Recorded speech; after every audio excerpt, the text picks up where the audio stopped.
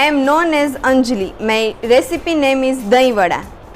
Ingredients: curd, powdered sugar, chili powder, roasted cumin powder, tamarind pulp, green chutney and varai flour. Let's start our recipe. Take a bowl from dough and deep fry it very nicely.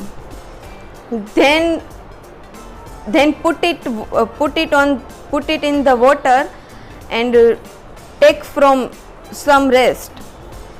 Then take a vada in bowl and put some curd with sugar powder and add roasted cumin powder, red chili powder, coriander leaves or green chutney, and your tasty delicious dahi vada is ready.